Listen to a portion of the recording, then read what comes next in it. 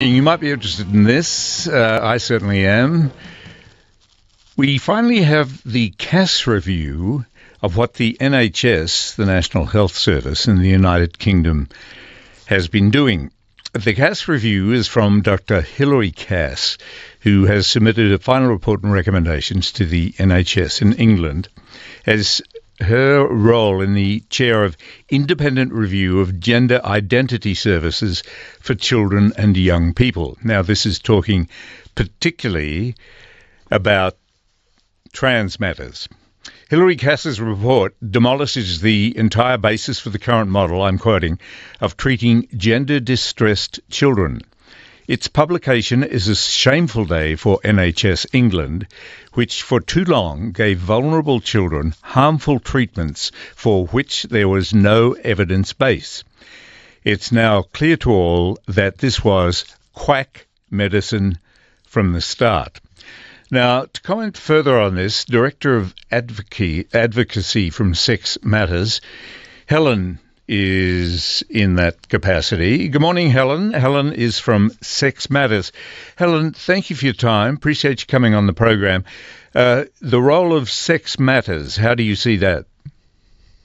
Well, we're a charity. It's a human rights charity that advocates for the human rights that are based on sex, on the fact that we come as males and females, which I guess your listeners probably know by now.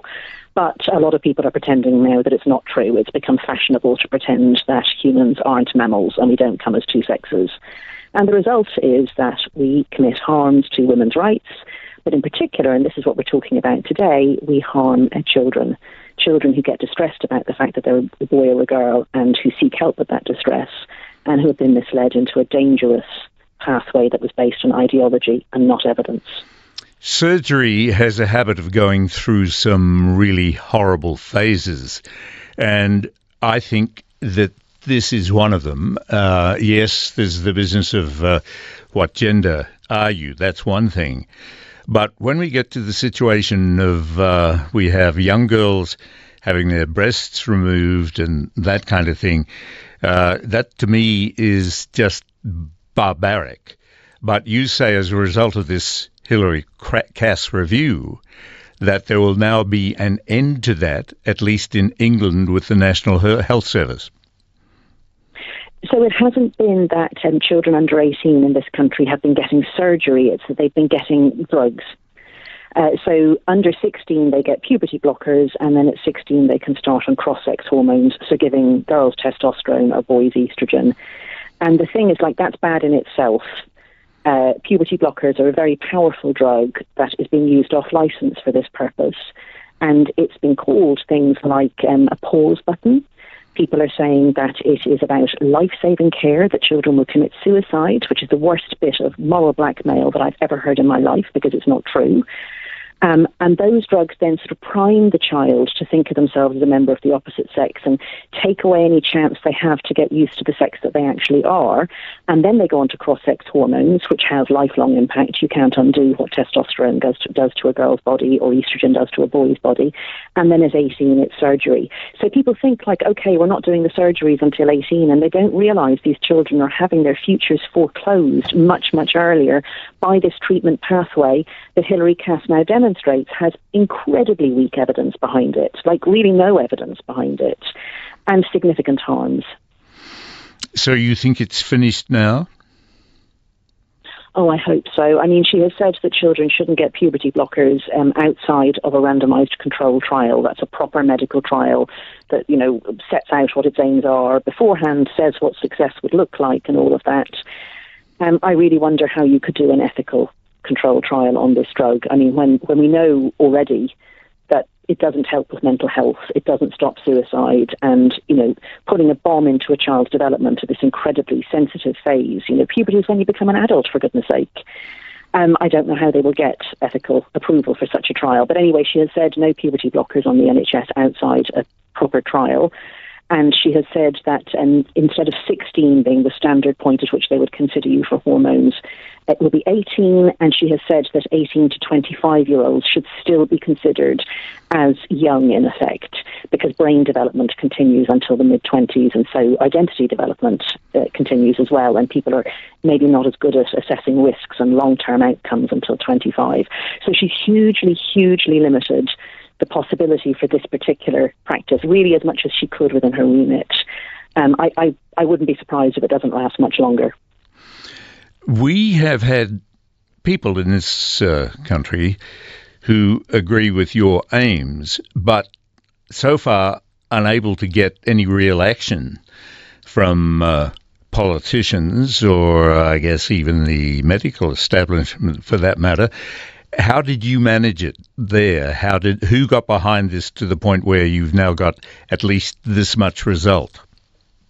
Yeah, I mean, it's a really good question. You know, sometimes people call Britain TERF Island, TERF being a derogatory term for trans-exclusionary radical feminist, which is just a silly way of saying that we know there are two sexes and that men can't be women. But anyway, Britain is that. And so there's a critical mass of people who've been campaigning on this for years, some of them for, 20 years, actually, the very earliest, and 10 years for significant numbers. So we got going on it a bit earlier. I think the NHS being so centralised means that you get a single point at which you can put the pressure. And then we can't forget the role of a former Health Secretary, Sajid Javid, who commissioned this review 4 years ago. So it was, a lot of pieces of good luck. Hilary Cass is literally one of the world's most eminent paediatricians. She's a former president of the Royal Society of Paediatrics. And it turned out she's a woman with a spine of steel. Because, of course, she has come under unrelenting pressure. People telling her that she's a transphobe, saying the whole thing should be shut down, that she's peddling conversion therapy, that she wants trans kids dead. And the lobby groups are lying about her work now. They're saying that she didn't do it properly, that it's junk science and so on, when it's the first proper evidence-based review of this treatment pathway anywhere in the world. We hope that other countries will look at it. We know that this really, evidence-free and harmful medical treatment is going on around the world at the moment. Everywhere should be looking at this review, because one of the things she did was she commissioned an evidence review from all around the world of the guidelines that are used when children come in and say that they're gender distressed to a clinic. And she found that only 2 countries had anything that you could remotely call evidence-based, and that's Sweden and Finland. And both of them have also said that they will only be using puberty blockers in very limited circumstances and are on the way to phasing them out. So we have a situation, certainly now, where people advocate that children, let's say people under 18, although some people over 18 probably make decisions they regret as well, but if they, for example, go to a psychiatrist to discuss the fact that they think they've been born into the wrong body, and the psychiatrist advises solutions other than puberty blockers or ultimately surgery, perhaps, then this is conversion therapy and not to be allowed. In other words, the LGBTQ whatever crowd say that, you're against them and this is conversion therapy and shouldn't happen. And, controversy, the kind of which politicians do not want to be associated with. I don't quite know how you get past that first hurdle, but it seems like you and your group have achieved it to some extent. There's a lot of pressure here for a similar law, conversion therapy ban. It's the most misleading name. I mean, these people are geniuses at their misleading names. So conversion therapy is what used to happen in the 60s and 70s to gay people to try to force them, basically torture them into being straight. Obviously incredibly unethical and also impossible, by the way. You can't change people's sexual orientation like that. And what they're saying is that for gender identity, anything except just affirming somebody's gender identity is the same thing, basically a horrific crime. But that's not true, because gender identity isn't the same sort of fixed thing. We've known for decades that most kids who identify as the opposite sex or say they were meant to be the opposite sex or say I was born in the wrong body, they grow out of it.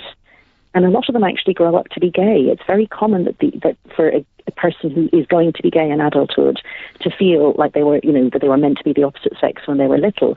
So they're actually the people who are committing conversion therapy. They're turning perfectly healthy little boys who are going to grow up into gay men into, I'm sorry to go into the details, but sterile, surgically castrated, facsimiles of straight women. So it really isn't conversion therapy, but that's what they call it, talking to people about why they might think that they're meant to be members of the opposite sex. And lots of countries have brought in bans. So there's been meant to be a ban brought in here for years, and we're fighting so hard to keep it out of the law because the tide is going our way. More and more people are waking up to the fact that this movement is not what it looks like. It looks progressive, but it's absolutely not. It's really... everything about it is upside down and back to front. And if you can keep it out of the law, then the tide moves your way and, you haven't got this law that you've now got to repeal.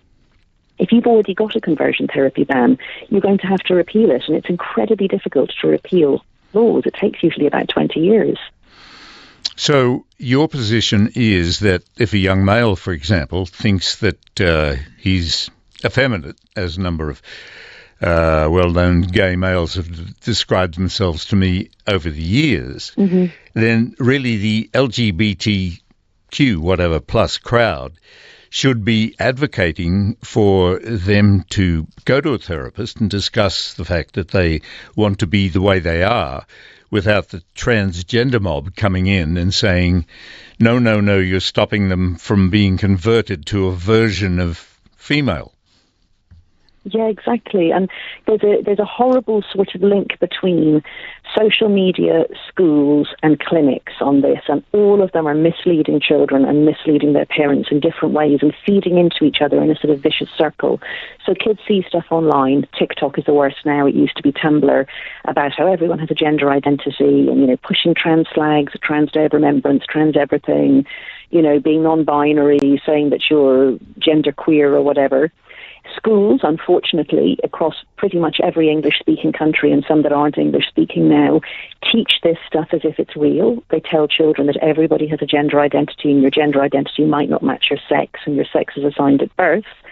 And then if you go to a clinic in a country, or even just, your family doctor in a country where there's a conversion therapy ban, that person might look at you and think, oh, I have an idea why you think you're not really a boy or why you're not really a girl. And it isn't just about being gender non-conforming, by the way. Like sometimes it's kids who've been abused, or it's kids who are autistic or on the autistic spectrum disorder and get an idea into their heads that, the very fixed idea about how children have to behave, and they think they behave more like the opposite sex. Or, it's just fashionable as well. It's kind of like, it's the modern day anorexia, isn't it? And teachers are teaching it, social media is pushing it, the doctors are misleading kids and suggesting to them that you can actually change sex, which honestly is not possible. It's just not possible. No mammal can change sex. And all of this together has created a social contagion that is really harming an entire generation. And the ones it harms most are the ones that are put on these extreme medical pathways. And Hilary Cass has done the whole world, not just Britain, a real favour in what she said in her report. Yes, it would seem so, because, the male-female thing, really, that man is not a woman. He's a man who perhaps has had a lot of surgery. And it seems to me that particular group, the trans group, make more noise and they're more vicious than any other of the other groups. And not to descend into hobby psychiatry, but I often wonder, Helen, are they trying to convince us or trying to convince themselves? I mean, it's the only so-called social movement or liberation movement that is based on forcing everybody to go along with what is a lie. I'm sorry to use such a harsh word. Gay people aren't telling you something about themselves that isn't true. But, if I say to a gay man, you're not gay, he'd just shrug and say, well, I am gay. Like, I'm just wrong, Yeah. Whereas if I say to a man who wants to be a woman, you're not a woman, I think he experiences that as a real blow to his entire self-esteem. But I'm not trying to be rude. I'm a heterosexual woman. I'm married to a man. I've got 2 sons. I love my dad and my brothers. Men are half of humanity. There's nothing wrong with being a man. It's not a slur. But it's as if telling a man that he can't be a woman is me being a bigot. You know what? If I was God, or if I was a fairy godmother and I had a wand to wave, maybe I would be able to change people's sex. I can't do it. And as soon as we start lying about this stuff, we harm people. We harm women because we can't keep men out of our spaces. We harm children because we're lying to them about the nature, human nature, and their own futures. We harm gay people because we are turning gay kids, or gay proto-gay kids, we're putting them on a medicalised pathway that they don't need to be on. It's just a really harmful movement because it's based on a lie. I really appreciate your time and comments, Helen. Thank you very much for coming on the program.